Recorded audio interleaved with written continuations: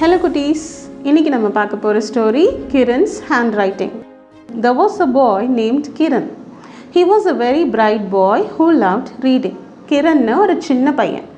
இவன் ரொம்ப திறமைசாலி, அதோட இவனுக்கு books படிக்கிறதுனா ரொம்ப பிடிக்கும்.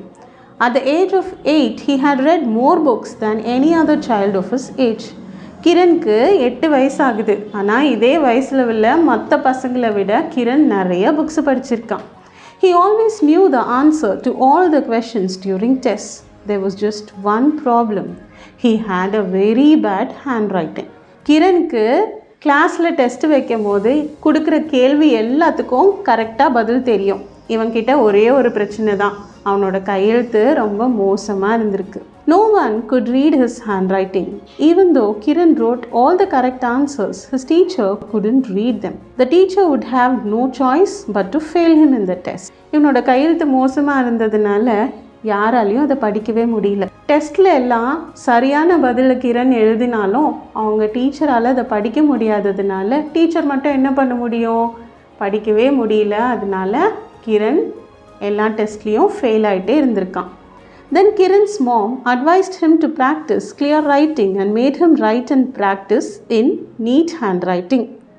இப்போ கிரனோட அம்மா அவனுக்கு நிறைய பயிற்சி கொடுத்துருக்காங்க. எல்லாருக்கும் புரிகிற மாதிரி நீட்டாக எழுதுறதுக்கு நிறைய புக்ஸ் எல்லாம் வாங்கி கொடுத்து எழுத வச்சுருக்காங்க. Very soon his handwriting was clear and legible, which led Kiran to fetch good grades in all his exams. ரொம்ப சீக்கிரமாகவே கிரனும் பயிற்சி எடுத்து அவனோட கையெழுத்து இப்போ எப்படி இருந்துச்சு தெரியுமா, ரொம்ப தெளிவாக மற்றவங்களுக்கு புரிகிற மாதிரி எழுத ஆரம்பிச்சிட்டான். அதனால அவன் கிளாஸில் வைக்கிற எல்லா டெஸ்ட்லேயும் கிரண் நல்ல மார்க்கும் வாங்க ஆரம்பிச்சிட்டான். இந்த ஸ்டோரியிலேருந்து நமக்கு என்ன மாரல் கிடச்சிச்சு? Knowledge is incomplete without clear communication. நமக்கு ஒரு விஷயத்தை பற்றி தெரிஞ்சிருந்தாலும் அதை மற்றவங்கள்ட்ட நம்ம தெளிவாக எடுத்து சொல்கிறதுக்கு முடியணும். அப்போ தான் அதில் ஒரு பிரயோஜனம் இருக்கும். இந்த ஸ்டோரி உங்களுக்கு பிடிச்சிருந்துச்சுன்னா லைக் பண்ணுங்கள், உங்கள் ஃப்ரெண்ட்ஸுக்கு ஷேர் பண்ணுங்கள். ஸ்டோரி சொல்லட்டுமான்னு நம்மளோட யூடியூப் சேனலை சப்ஸ்கிரைப் பண்ணாதவங்க சப்ஸ்கிரைப் பண்ணி வச்சுக்கோங்க. நம்ம நெக்ஸ்ட் ஸ்டோரியில் மீட் பண்ணலாம். டாடா.